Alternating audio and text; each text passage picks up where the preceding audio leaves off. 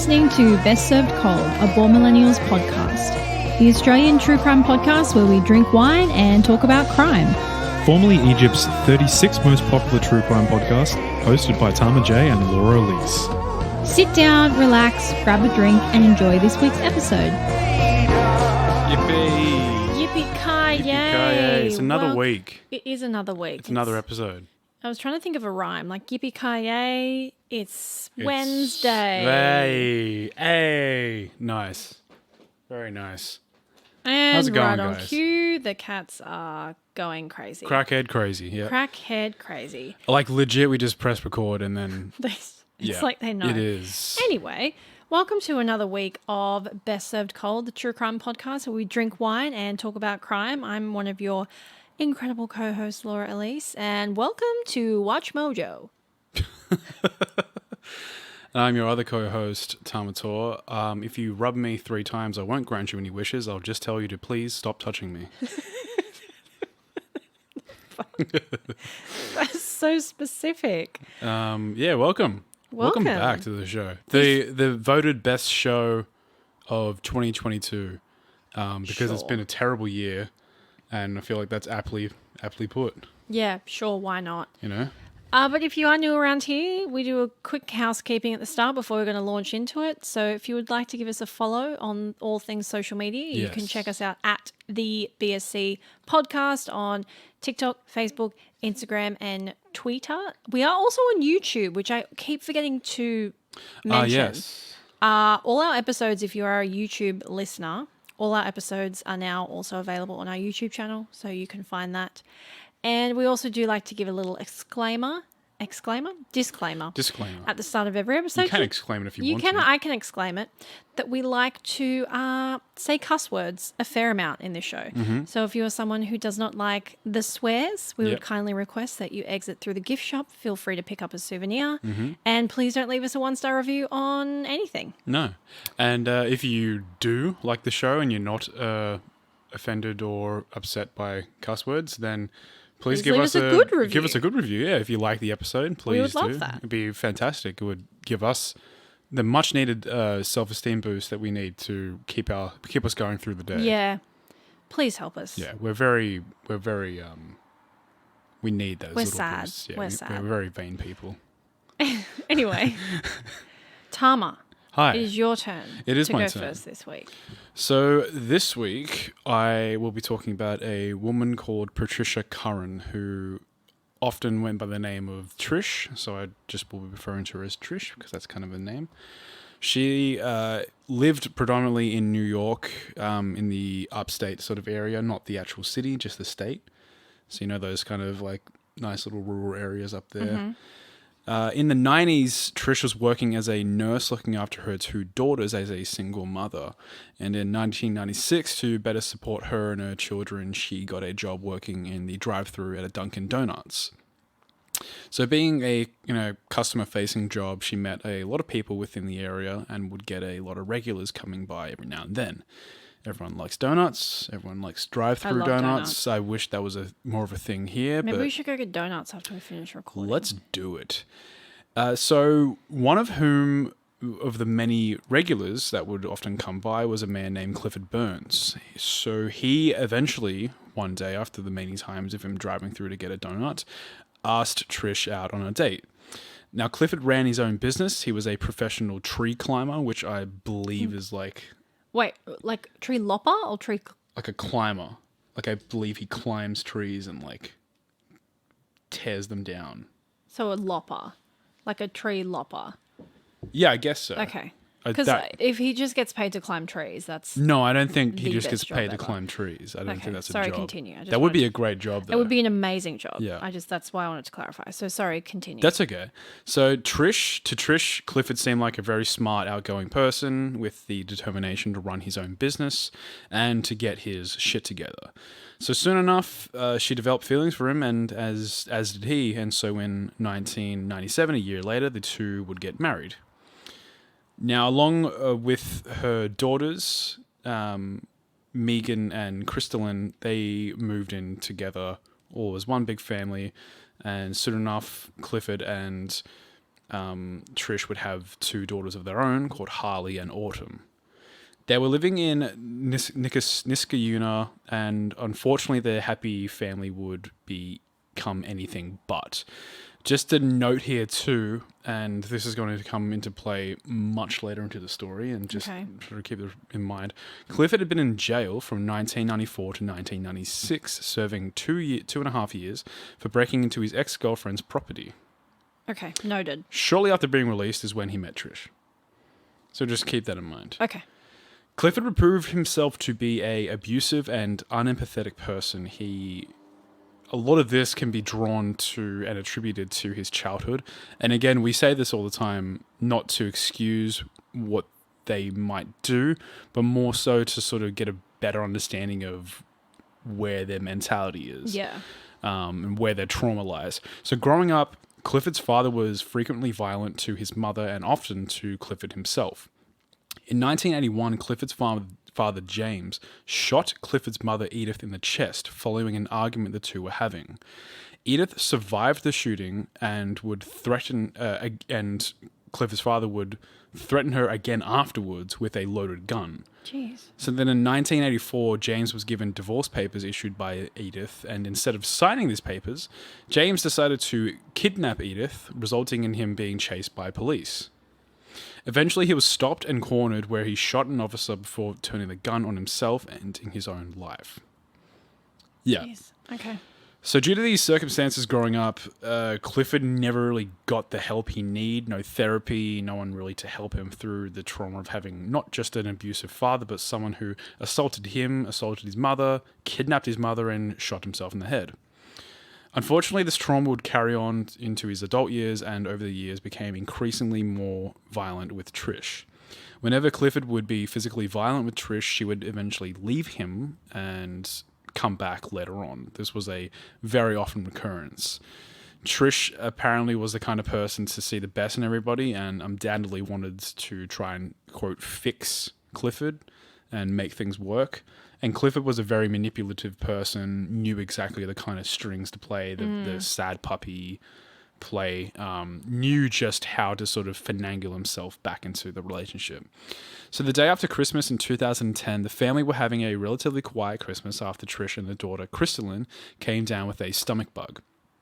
In the evening, Crystalline went to her room to go to sleep for the night, and every now and then her half-sister Harley would want to come and sleep in her own bed too. And on this occasion, she let her as well. So while sleeping, Harley noticed that Crystalline was breathing kind of weirdly, so she went to go get Crystalline a glass of water and left it in her room before she returned back to her own room to go to bed. In the morning, Trish was off at work and Clifford went to check up on Crystalline. When he found her in her room, he noticed that she was lying down in her bed with her eyes open, completely still. Clifford called 911 and 4 minutes later, the paramedics arrived and attempted to resuscitate Crystalline. However, they were unsuccessful, and she was only 15 years old at the time of her death. Now, both autopsy and toxicology reports, they could find nothing wrong with Crystalline. There was officially, on a death certificate, no cause of death. They just couldn't figure out what happened. Right. So, on top of this being not just a case I'm covering, there's a small little sort of conspiracy theory in there. I mean, put all your theories out there if you have any, but you know, it's kind of it's those instances of like just there's nothing you can really attribute to it. Maybe the stomach bug. Maybe. You know, it's hard to say. Anyway, with the death of her daughter, something lit up in Trish and caused her to want to double down and protect her remaining daughters. So she issued a 5-year restraining order against Clifford and moved into an apartment in Lake Luzerne. She took all her daughters with her, with only Harley staying behind with her father as she didn't want to have to change schools and make new friends. This was the young daughter that wanted to sleep in Crystalline's room, the younger sister. Now, without a family and a wife for him to abuse physically, mentally, Clifford unfortunately turned his anger and violence onto his daughter, Harley. And after just a few months of living with this abuse, Harley eventually moved in with her mother to escape Clifford. Now, things were looking up for Trish. All her daughters were safe with her, home with her, and she was offered a job at the local hospice, which was something she was really aiming for. And it was a good paying job, something stable, and eventually she met and started a relationship with a local man, Ted Backus. Unfortunately for Trish, Ted was just as abusive as Clifford. On one occasion, Ted had slapped Trish following an argument before Ted fired a gun into the ceiling, to which police were called to the building. Ted was charged with 1 count of discharging a firearm, putting him on probation, ordered not to see Trish for the next 3 years. Needless to say, Trish and her daughters had been fucking through it. And at this stage in her life, she was just trying to focus on her career and her daughters and just try to get some semblance of normalcy back into her life, while the divorce with Clifford was being finalized. Now, a few days before Christmas of 2013, Autumn and Harley, who are the full daughters of both Clifford and Trish, hadn't heard from their father in over 8 months. So Autumn sent her father a Merry Christmas text saying, "I just wanted to tell you that I love you and Merry Christmas." The message she got back from her father was far from what she was expecting. He replied with, "I have a special gift coming soon. Something for everyone to talk about. And it will be hand-delivered on foot, not by car. A very special gift for all your friends to see, especially Harley." I don't like where this is That going. is chilling. Especially Harley, which is Autumn's full sister. Autumn obviously is like, okay, what the actual fuck? Unsure of what exactly to make of it, she tells her mother about the text, who reassures her that while her father is a mean and evil man, he's not going to hurt her or her sisters. It's, he's not that bad. So Autumn sent a few more texts to her father telling him to basically just get his shit together and work through his emotions. The day before Christmas, Trish and her girls were getting ready for Christmas. Harley was out getting groceries while Megan and Autumn were home helping their mum with dinner.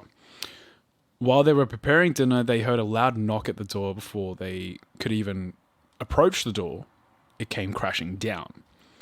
A man wearing full camo and a ski mask, wielding a large hunting knife, within seconds moved through the door frame.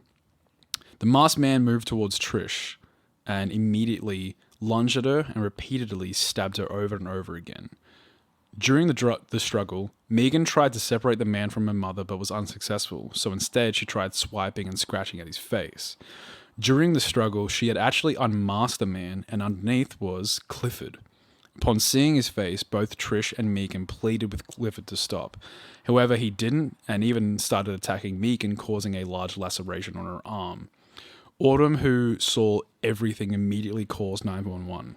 And I've heard the call. There's, obviously released footage of it just to sort of demonstrate for later subsequent trials. It's fucking heartbreaking. Yeah, I can She's imagine. completely in panic, pleading with the operator to get someone to help. She says in the call that her father has just attacked her mum with a knife and that she's now dying. Jesus. So Megan runs out of the house to try and get help, and following closely behind her is Clifford. She, while she's running away, falls into a snowbank, completely trapping her. Moments away from Clifford trying to actually attack her. However, in that moment, a few customers from a nearby restaurant who obviously heard the noise and commotion are rushing over. And upon seeing this, Clifford rushes into his car and drives away. So Megan narrowly escapes being attacked herself. Paramedics and police swarm into the property, and now, as this was a small town, police knew Clifford very well. Being a small town and also being a abuser, I'm sure he would have been called to the house quite a bit. So they eventually track him down and a chase ensues. This chase lasts for about half an hour before Clifford eventually surrenders and was arrested by police. Now, what brings a lot of attention to this case in particular is one of my favorite channels and a best served cold favorite is the criminal psychology channel JCS. Yes. Where they upload a lot of videos showing interrogation footage, and one such footage was after Clifford was detained the night of murdering his wife. So it's fucking wild. It's clear to see that he's just mentally snapped. He's incredibly unstable. He talks about how the divorce has cost him everything he owns, his house, his business. He hasn't eaten in 2 days. Oh, didn't. Had to pay out the ass for lawyers. He says something at the start of the interrogation, like the lawyer told him was going back to jail for a violation of the condition of the Parole? no the thing that I mentioned just before, the 5-year this has never happened before. Are you at a complete loss for words? I'm at a complete loss for words. To keep him away from Trish. Restraining order. That's it. Wow, that was so interesting and exactly what you want for a podcast.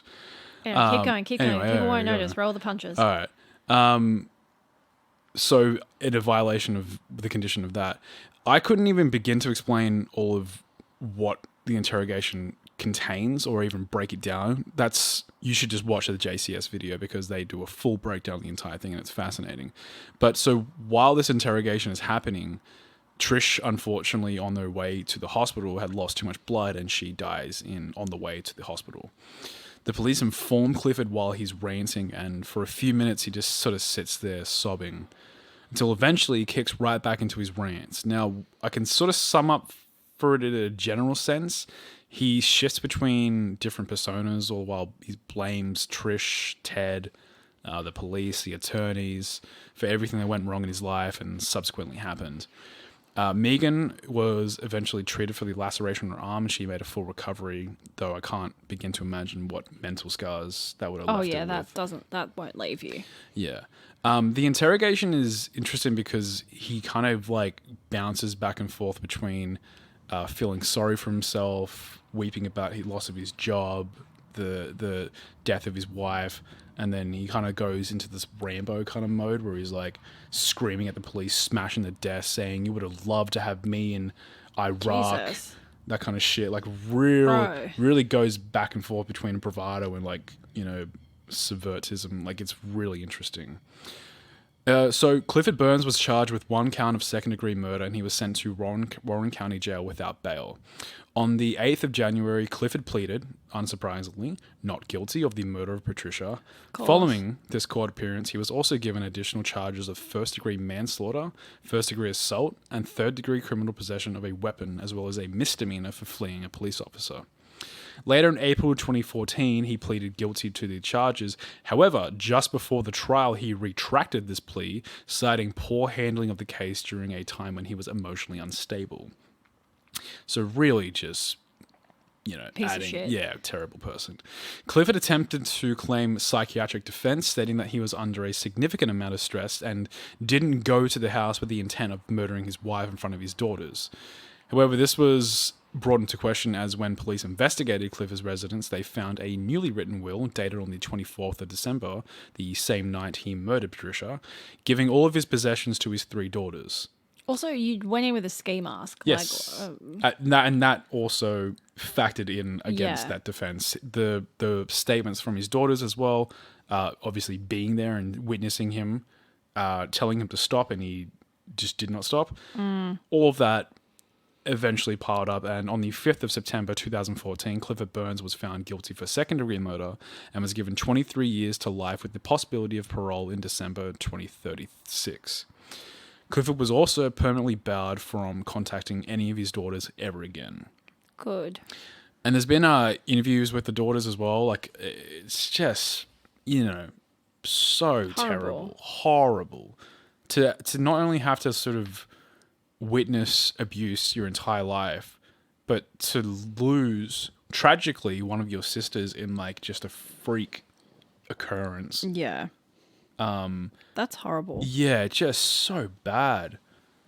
Now, that where this sort of like case gets its sort of notoriety, not only from just the actual murder itself and the story behind the people, but the interrogation footage is just bizarre. Full on? Yeah, it's very full on.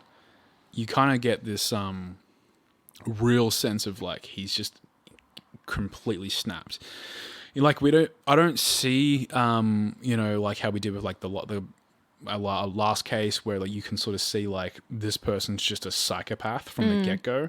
Like I don't necessarily see something like that. I see more so like, I don't know, like a gradual decline in like mental stability. Yeah. That leads to just this like seeing red right instance, and then like fully went there knowing what he was going to do. Yeah. But I don't think he went his entire life thinking, I would love to kill people. Yeah, no, I can see You that. know But what I I mean? think Yeah. that's the same way with all of those, like, I don't know if there's a proper term for them. Matricide, you kill the matriarch of the family. Yeah. Like, I don't necessarily think that those people, had circumstances maybe not been different, they wouldn't have turned into murderers. I don't know. Like, It's hard to say. yeah. You know, it's hard to say that if he maybe had gotten, psychiatric help when he was going through all that with his parents, maybe psychiatric help while he was going through the divorce, something like that, you know? And this whole situation is what kind of freaks me out about the whole Kanye West, Kim Kardashian thing. Oh, yeah. Like, that people seem to think it's funny to laugh at how he's acting. And I'm like, you do realize that this is what it looks like in the lead up to someone murdering their ex-wife. It just happens to be like a very like publicized version of it. And you would hope that because of who she is, like, she'll be physically safe enough to not be harmed, be harmed by him. But it kind of like also sheds a lot of light on like when women who are victims of like domestic abuse, when people are like, why didn't you just leave? And it's like, this is why. Like, if someone as rich and powerful as Kim Kardashian is still able to be, like, pestered and continually, like, how do you think someone with a normal life is going to get away with that? And it's like, it's only escalating too. Like, Yeah. he's like gone out and like messaged Pete Davidson.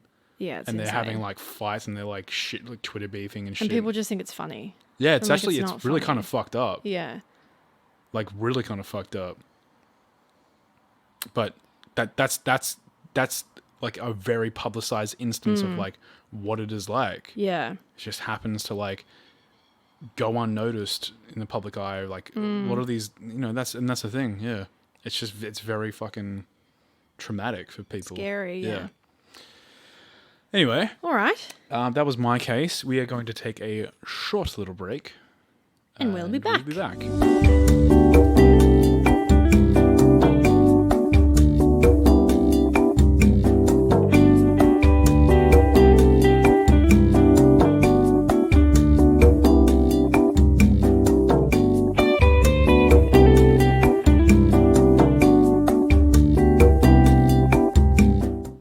And we're back. We are back raring to go. Yes.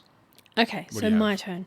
So this week I am going to be talking about Harold Shipman, aka, just to clarify, Ship. Yeah, I was going to say Shipman. Shipman. Okay, Shipman. With a I do P. feel like the Australian accent does sometimes. It brushes over T's really easily. And P's. Yeah, so they sound very similar. So it's just to clarify, if it sounds like I'm saying Shitman, I'm saying Shipman. Ship. But it takes too long to enunciate it that well, so just bear with me.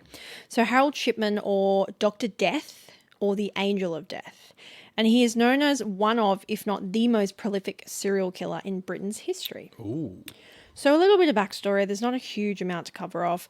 Harold Frederick Shipman. Wow, that's a really That's a tongue mouthful twister to say. for the Harold name. Frederick Shipman was born on the 14th of January 1946 in Nottingham to parents Harold and Vera.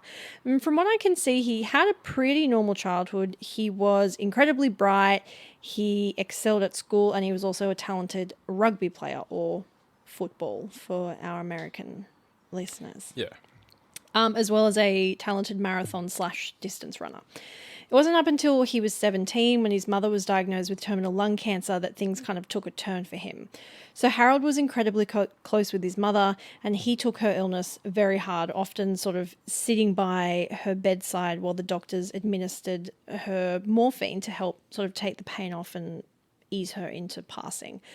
After his mother's death, Shipman met and married Primrose Oxtoby while he studied medicine at Leeds University Medical School. They had 4 children together, and from the outside, his life appears entirely boringly normal. He graduates in 1970 and commences life as a junior doctor, getting his first job as a general practitioner in 1974. In 1975, Shipman is caught forging prescriptions for Demerol, which is a moderate pain relief drug, and originally he'd been using it for his own pain but had quickly become addicted, as do many people who use heavy opioids. Yeah. So he's fined £600, fired from his position at that practitioner. But he kind of he's sent to a rehab facility, but he pretty quickly finds his feet again, and he returns to work at a place called Donnybrook Medical Centre in Hyde, or in a city called Hyde, in 1977.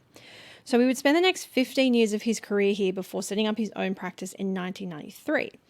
By this stage, in the late 70s, he's built a very good reputation for himself as a trusted doctor as well as a valuable member of his community. He was a renowned doctor and very well known for his excellent bedside manner. So if you don't know what bedside manner is, it's basically just like how you talk to your patients. Right. So in 1983, for instance, he appears on a local TV series doing a guest spot talking about the treatment of mentally ill patients. So he's just kind of very well respected, very well known in quite a kind of moderately sized town, I would say. Now, Shipman is not like how we traditionally view serial killers. He would never use a knife or a gun or any particularly sort of hands-on methods of killing. Instead, Shipman would give his patients lethal doses of a drug called diamorphine, which is essentially heroin, which is another form of opioid, and either give them a large enough dose to kill them right in his surgery or send them home to die later. It was March 1975 when Shipman kills his first victim, 70-year-old Eva Lyons. It was the day before her birthday. Oh. By this time, Shipman had got his hands on enough diamorphine to kill hundreds of people through, again, forging fake prescriptions. Though Shipman was fired that year for forging prescriptions before, he was not removed from the General Medical Council, the doctor's regulatory body. So he's given a bit of a slap on the wrist and then kind of told to go on his way. Don't do it again. So Shipman was said to have stopped and started his murders across the span of many years, but despite the passage of time, his method would always remain the same. He would target the vulnerable, with his oldest victim being 93-year-old Ann Cooper and his youngest 41-year-old Peter Lewis. In all, it's believed that he killed 71 patients while working at his first practice and the remainder while operating his own practice. My God. Of his victims, 171 were female and 44 were men. Wow.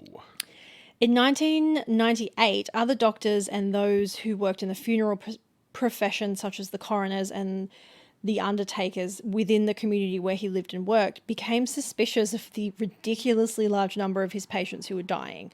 The neighbouring medical practice further discovered that the death rates of his patients were almost 10 times higher than their own, which, when you're talking about people dying, so for every 10 people they killed, he killed 100. That's too much. Insane, right? That's insane. So Linda Reynolds, who worked in another surgery across the road from Shipman's practice, was particularly concerned about the large number of cremation forms for elderly women that she needed countersigned. So I guess you would need witness or counter signatures from another doctor. So being across the road from each other, they would just trot over and be like, hey, I need this signed by another doctor. Can you sign it? So they did report their concerns to the local coroner, and the police were called, and that could have particularly been the end of it. But it wasn't, because like so many stories we talk about on this show, the police fucked it up and failed to carry out some of the most basic checks, including checking whether he had a criminal record. They never bothered to check with the doctor's regulatory board whether he'd ever received any sort of punishment for wrongdoings, and so they never uncovered his past history of forging prescriptions for the very drug that they would have found in his victim's system. Yeah, we love that. So Shipman also covered his tracks by adding false illnesses to his victims' records, meaning that when they did pass away, no one really looked too close into it and no sort of formal autopsies were done because they were like, oh yeah, she had heart issues and she died from heart failure. Yeah, and people like, were like, makes yeah, sense. that adds Yeah. up. So as a result, the investigation didn't find any cause for concern and Shipman continued on killing. However, despite the fact that he is an obvious psychopath and killed a lot of people, it was actually his greed that eventually gets the better of him. So in 1998, when 81-year-old Kathleen Grundy, who happened to be a former mayor of the very town that he was operating in, passed away suddenly, her daughter becomes suspicious. Kathleen's death is marked as old age, with her death certificate being signed by Harold Shipman, who was also the last person to have seen her alive. Having known her mother's wishes to be buried, she found it odd that a will poorly written on a typewriter marked cremation as her form of passing and left her entire family out of her will, instead giving all her worldly possessions to the family doctor, Harold Shipman, to the tune of just over £300,000. Yeah, you fucked up, man. So luckily, because of what I imagine must have been an error, Kathleen wasn't cremated and she was buried. And when her daughter Angela was informed of this strange will, she immediately calls the police. Angela said, the whole thing was unbelievable. The thought of Mum signing the document, leaving everything to her doctor, was inconceivable. The concept of her signing a document which was so badly typed didn't make any sense. So Kathleen's body was subsequently exhumed in August of 1998 and diamorphine was found in her muscle tissues. Harold Shipman was arrested on September 7th of that same year, 1998. So Shipman tried to claim that Kathleen had a previously noted history of addiction, and he refers to the notes on his computer, like his electronic medical journal. Right. But and I mean this in no offense to anyone that listens to this that is an older generation, but this is like the most typical older gen doesn't understand technology thing. Moment. He didn't realize that the entries when he put them in were marked with dates. And so authorities can quickly see that any mentions of Kathleen's alleged drug addiction were added to her file after she'd already died. Oh, no, what a fucking idiot. So... Oh, my God, you fucked up. It was also quickly discovered that Harold Shipman owned a brother typewriter, and it appeared to be the one that Kathleen's bodgy will had been written on. Of course. Over the next 2 months, the bodies of another 11 victims are exhumed. A police expert also checks Shipman's surgery computer and discovers again that he's made false entries to support the fake causes of death that he gave on his other victims' death certificates. Because don't forget, as a doctor, he could also just sign away the death certificates. Yeah. So it was kind of like the perfect crime. So police managed to verify 14 other cases where Shipman had given lethal doses of diamorphine, falsely registered the patient's death, and tampered with their medical history to show that they were dying anyway.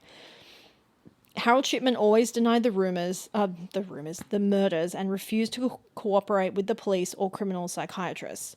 When questioned or shown photos of his victims, he sat with his eyes shut, yawned, and refused to look at any evidence or photos. Police, because a lot of the victims had been cremated, could only charge Shipman with 15 murders. The 15 victims he was successfully charged with were Marie West, Irene Turner, Lizzie Adams, Jean Lilly, Ivy Lomas, Muriel Grimshaw, Marie Quinn, Kathleen Wagstaff, Bianca Pomfret, Nora Nuttall, Pamela Hillier, Maureen Ward, Winifred Mellor, Joan Melia, and Kathleen Grundy. But it is estimated that his kill count is anywhere between 250 and 450. That's insane.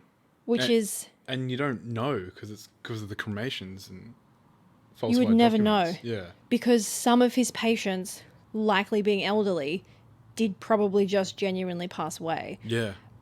But you're never going to know. And in a career that spanned, I think it was like 22 years, like how are you going to know? Think about how many patients a small town doctor sees on a daily basis. Yeah. Yeah. Week in, week out for like 20 years. And like you said, like a lot of them too just died. How many of those that just died really just died? Well, yeah, everyone dies eventually. Theoretically, you could have administered it to all of them. Yeah. In theory. The other thing that came up is that when the concern was first raised, one of the local taxi drivers was like, yeah, actually, I seem to take a lot of his patients to the hospital and then they die. It's weird. Like, he would get called by Harold Shipman to his practice to be like, you need to take my patient to the hospital. And then this guy, Tony Shaw, would take the People to the hospital. to the hospital and then they die. And he was like, it's really weird. He does it all the time. Jesus. Oh, dear. So in the year 2000, Harold Shipman was given life in prison with a recommendation that he never be released. Wow, I'm really struggling with words today. After just 6 days of jury deliberation, which after doing jury duty and being in 2 weeks of deliberation for something small, 6 days for 14 murders is like quick. That's quick. So on the day before his 58th birthday, on January 13th, 2004, Harold Shipman was found hanging in his cell, having taken his own life. Jeez. He told his probation officer prior to this that he was thinking about committing suicide so that his wife could receive his pension in a lump sum. But that is the story of Harold Shipman, and there are a number of theories as to why he did what he did, ranging from it was like sort of PTSD from watching his mother pass away. It was like revenge for his mother having passed away. A lot of people think that maybe he genuinely thought that these elderly people were going to pass and didn't want them to suffer the way he thought his mum suffered. So he thought he was like giving them like a compassionate way out. Like, I'm just going to like yeet you now so you don't have to like get some terrible illness. And then other people are like, no, he was just a sociopath with a god complex and just needed to I don't know. take lives. Don't necessarily believe that. I feel like it's 100% got to be linked to his mother. Like, I feel like watching, it's one thing to have a loved one close to you pass.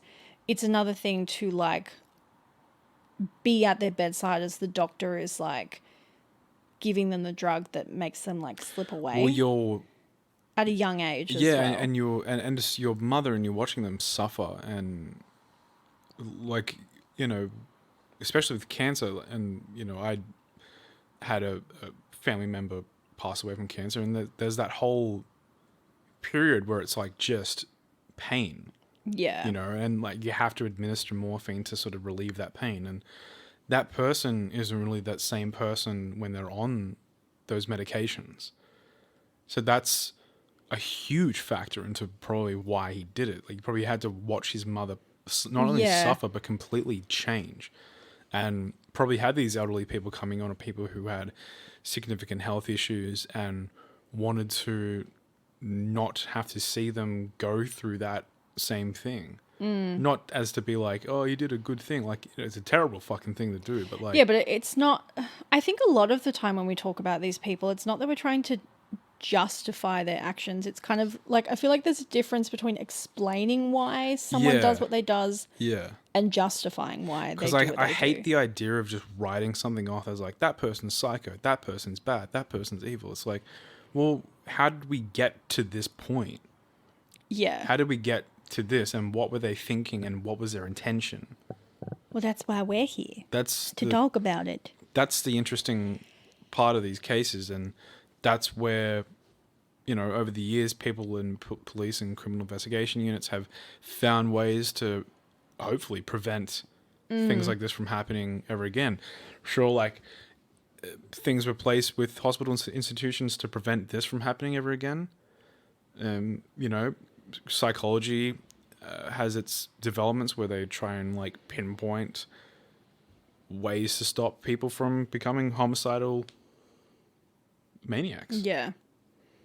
Crazy. That's kind of the thing. I kind of hate the whole idea of just being like, I think a lot of people take comfort in it because it's so much easier to think that these people have something that makes them dramatically different in terms of Yeah. how their brains are made up. And maybe they do. Like maybe in 15 years time, science will have advanced far enough for us to be like, oh yeah, there's actually this like gland in your brain. And if you're born and the gland's fucked, then you'll be fucked. Like, do you know what I mean? Like maybe science Yeah. will advance one day and we'll find out that it is just something in your chemical makeup, blah, blah, blah, blah. But I think people want to take comfort in being like, no, there's something twisted in you as a person. Like it's like the nature versus nurture. Yeah, no, debate. but I think that it's not like really fair to sort of write it off as that, because there's just so much that goes into it. You know, like we have so many cases where we have like a seemingly normal person just go through significant trauma, whether it be like history of war, drugs, Yeah. arson, bad wedding, all these things that sort of build up to like a significant change in psychology. It's not just a matter of like, I don't know, maybe you're right. Maybe there is like in the couple of years we'll find something and there's like some sort of genetic makeup that makes a person act a certain way. Yeah. Sure there is, but I think it's sort of a mixture of different things. You know, like who you are, the Yeah. personality you develop from your parents, the way you're raised, the people you grow up around, like, you know, just the kids you grow up in the neighborhood around you can shape you into the person that you're going to be. 100%. I think it all just sort of comes down to trauma and how you're raised, and you know, and that's why these cases are interesting, because you get to look at these people's lives and go, fuck, that's a significant moment right there that tells you so much of what you need to know. Yeah, and I think also people forget that like people react very differently to trauma. Yeah, Like totally. what one person can just take on the chin and move on from, another person will absolutely fall apart at the seams and will not be able to handle it. Yeah. Which I think explains why, you know, we've all had someone that we know pass away, and not everyone becomes a psychotic serial killer. Yeah. But I think it depends on the person. Like that event can like truly fundamentally break something in them. Yeah. And again, we're not trying to justify the actions, but it is No. interesting to kind of explore why these people do what they try do. and find the answers as to what happened, like why did this happen, rather than saying this happened, that's bad. Like let's figure out like why it happened. Yeah. That's like that's one of the interesting parts of the story. Yeah, I agree. But anyway, that is the agree. end of our cases. If you are just here for our cases and just the general facts and what happened, then we hope you enjoyed the show. Please give us a nice rating, and we'll see you guys next week. If you like to hear us fluff on a bit and talk about shit. stuff, welcome to the cool kids section of the podcast. Yeah. I'm multitasking, and I'm also... Yeah, what are you doing? I'm looking at sheet sets. Okay. Nice. I want to buy... I don't like our sheets. Okay, that's fine. So I'm looking at... that's why I love being a woman, because I can do two things at once. I can Yeah. do this and talk on the show and browse sheets. I can barely drink and think something at the same time. You are one of the worst multitaskers. I like, am very bad if at multitasking. you focus solely on, like, you cannot stray Yeah. your focus. And I will admit, I can't type and talk at the same time. Like if I'm texting a text message, I can't also properly tune into a conversation. Right. Like I will give myself that. I'm not good at that, which is Yeah. why, like, if you're trying to talk to me and I'm texting, I just have to be like, just hang on, just let Yeah, me just finish hold this up text, and a then you'll have second. my full attention. Because otherwise because I might not be good at multitasking, but I don't know. I'm very good at subconsciously responding, yep. Yeah, you Yeah. are. You In can the play right it off places. really well. Yeah. And then I'll be like, I'm sorry, I actually Yeah. wasn't listening to a word you said. Can you repeat that? I feel like I'm okay with it when I'm like doing something like cooking or making a cocktail. Something that I can sort of do Yeah. relatively autonomously. But like, yeah, when it's something that takes a lot of concentration, like I don't know, I'm driving through like a rainstorm in a highway. And I'm like, oh fuck, okay. I gotta Yeah. really concentrate on this. I will not be able to have any resemblance of a conversation. My thing is, and I've been told apparently this is like an autistic trait, which I'm like, no, I mean, it makes sense. My mum has autism, so, is that if there's like, I cannot focus, like if I'm trying to park a car and I'm really concentrating, the music needs to be down. Everyone needs to shut up. Yeah. I cannot, like if there's noise, can't focus. That's kind of the interesting thing about like autism and the spectrum is like, you sort of look at these things and you're like, well, that's a fairly common thing. You know what I mean? Like the spectrum is so vast. It's like apparently super common, but then I say that it happens to me and people are like, oh, that's an autism thing. I'm like, but it's like, I mean, is it? Or is it just like a human brain because thing? like, you're basically what you're saying and what you count as like an autism thing is like including like 80% of the population. Like, so does it mean like we're all on the spectrum, like somewhat? We just have less of it versus people that have a significant amount of it. Like, I find that kind of weird when people are like, that's an autism thing. It's like, I mean, really? Yeah, it's like a really benign personality thing that you just mentioned. Yeah. Is it really an autism thing? Is it really like, I don't know. I'm not a fucking specialist. Maybe it is. I don't know. Who knows? I do know that self-diagnosing yourself with like autism and things like that is like not a very good thing. Yeah. People do not like that. So if you are someone who does that, probably don't, because I don't know, I haven't done it. I don't know anyone who has done it, but I know people who are on the spectrum that do not like people who do that. So if you do think you have autism or you have some sort of social thing in your life, then get diagnosed. Yeah, go see. I mean, I should take my own advice and go see a doctor. But you should definitely see a doctor and just figure your shit out, son. Yeah, we'll talk about that another day. Yeah, yeah. If you have anything that I mean, this kind of turned from true crime podcast into a self-help podcast. I feel like it's always been partially that way. It kind of has, hasn't it? It's like, this is like a true crime podcast, and then once that's sort of done, it's like the chore's done, and then like by the way, guys, fucking drink water, look after yourself. Yeah, take care of your friends. Yeah. I'm really annoyed at the IKEA website right now because when you click on a certain sheet set, it says there's +7 color choices, and then you go into it and it's a lie. That's and there's incorrect. only 3 color choices. And I'm like, well, it's okay. I found one in a color I wanted. It's fine. Yeah. Do you, how many liters of water do you need to drink a day? Is it like 3? Yeah, I think like 2 or 3. I don't know. I definitely don't drink enough water. Yeah. And then there's like if you drink too much, it's a bad thing.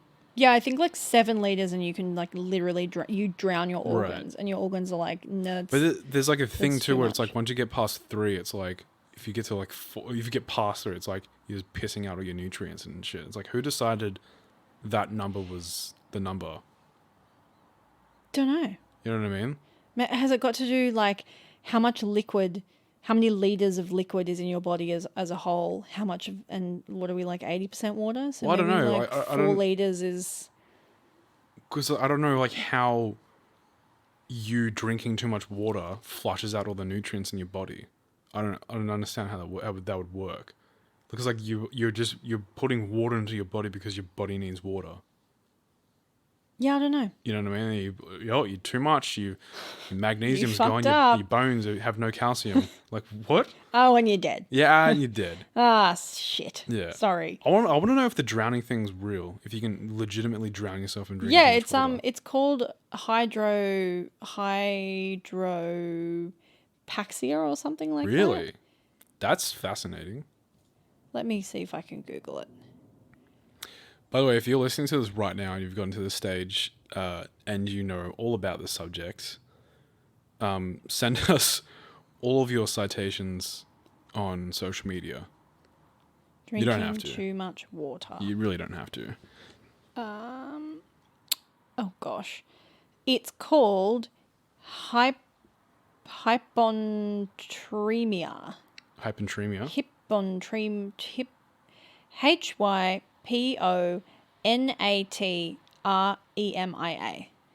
Yeah. Okay. Hyponatremia. Hyponatremia. I said a hippity hip. Wow. Anyway, Just call it water poisoning. That's fascinating. Yeah, so you basically just drown your organs. Yeah. With too much. Okay. So it happens. Okay, so it happens when your body takes in or holds on to more fluid than your kidneys can flush out. Okay. Yeah, that makes a lot of sense then. Yeah. So you're putting it all in your water, and your kidneys going, cool, water, process, Yeah. piss it out, There's and then too much. it's like too much, and it all gets like backed up. Yeah. Right. And can't get processed, so the rest of your organs just like drown in water. Wow. Crazy. Fascinating. Aren't the kidneys a fascinating organ? Honestly, I find the human body just in general Yeah, crazy. endlessly fascinating. You know what's that fucked me up the other day that I read? What? Your brain knows exactly where your organs are, but it won't tell you. What do you mean? Your brain knows where they are because it's connected by nerves. Yeah. And it sends signals down to all your organs and knows exactly where they are. But you can't like feel them. But you don't know where they are. Yeah, that's kind of weird. You can't go, oh, it's right there. The thing that, do you know, and I have a feeling we've talked about this in the show before when you covered Jeffrey Dahmer. Yeah. The thing that is wildly bizarre is that your brain itself has no nerve endings. Yeah, so you could theoretically be poked in the brain. And you would not feel it. Yeah. Wild. That's Just why like, so many times like they put the little skull thing so you can't move your head like at all. But so many times when they do like brain surgery, you can be awake. Yeah. Because once they've numbed the skin and the skull area to get the thing out, it's crazy.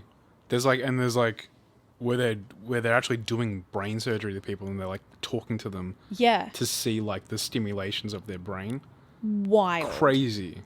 Which it kind of makes sense, I guess. Like, why would you feel something in where all your central nerves are all but going I just towards? think it's kind of like a really big oversight. Like the brain is arguably the most important thing, I guess, aside from the heart. Yeah, I guess, yeah. And your body was like, nah, we don't need to know if that's getting stabbed. Do your other organs have nerve endings? Yeah. Like if I were to cut you open and stab you in the kidney, it would hurt like a bitch. But your brain, I could just has nothing. Crack your skull open and jam a butter knife in your brain. Fucking and crazy. You wouldn't feel it. Like you'd be dead, but you wouldn't feel it. That's nuts. Yeah. It's wild. Like it blows my mind. I wonder, it just seems like such a big oversight. When you see like a superhero movie or like a cartoon or whatever, and someone has like just no nerve feelings, like the guy can't feel pain. I wonder like how fucking goated you would be if you just couldn't feel any pain. Like if you're a UFC fighter or something, you just don't feel any pain. Well, the thing is that pain is so closely, like I think people think pain and they think I punch you in the arm and your arm hurts. Yeah, no, but it's like pain is also sickness. It's also when you're hungry, like hunger pains. Yeah. Like you forget to eat because you don't feel hungry. Like you forget to drink water because you don't get a headache. Like. Yeah. Like, it's a. If you could manage to stay alive to be a UFC fighter, it would.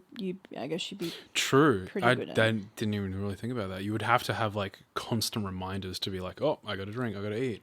Well, I think the people that do have it, I mean, I've only really seen it in like TV shows, but they have to like take their temperature like every hour to make sure that they're like not overheating and. Jeez, yeah, that's fucked. That's like diabetes 2.0. Yeah. Which is crazy.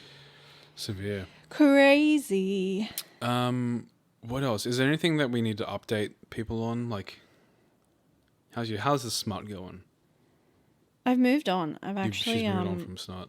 I think it was a bit of a phase, and I think maybe I'm past it for now. Anyway, I'm reading the Throne of Glass series by Sarah J. Maas, so I'm on the 4th book. I'm actually nearly at the end of the 4th book, and I got right to the penultimate ending when I had to stop. to record this episode. So that's how you know that I love you guys. Yes. And I love doing this show because I've been left on about 3 different cliffhangers with 3 different characters and I'm slowly dying inside. We're also doing this podcast episode on the couch. Which is where we started. Yeah, we're going back to our roots. We tried doing it on the desks last week and it just didn't work.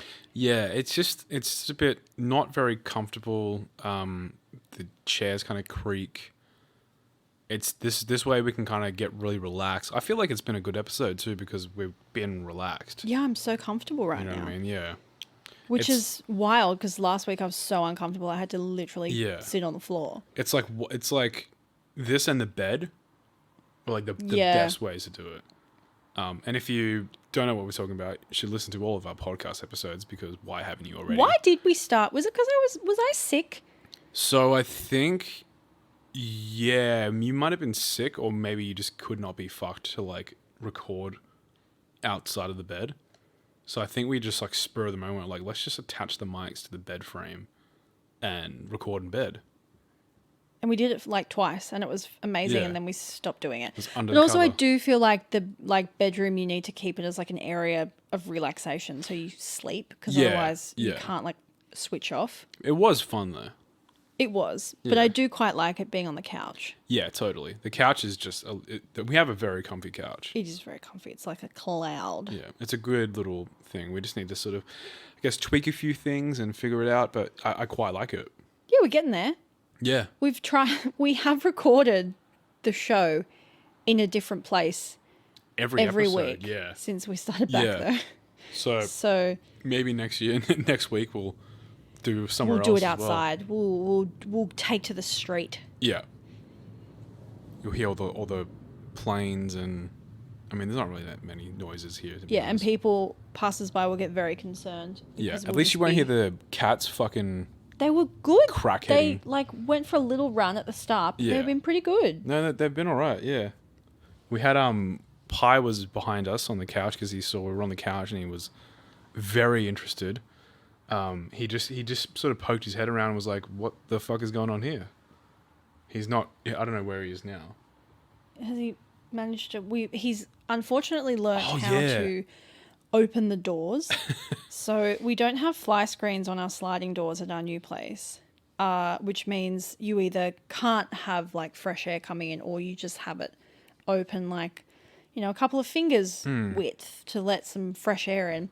Pi has learnt how to like stick his little head and paw in the gap to open it wide enough so he can escape outside.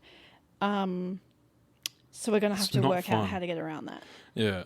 I was like... Speak of the devil, there he is. Freaking out because I couldn't find him yesterday. And I saw he was just on the veranda, but it was dark as well. Yeah. That's what he was just out there on his own in pitch black. Like, buddy, what are you doing? Man.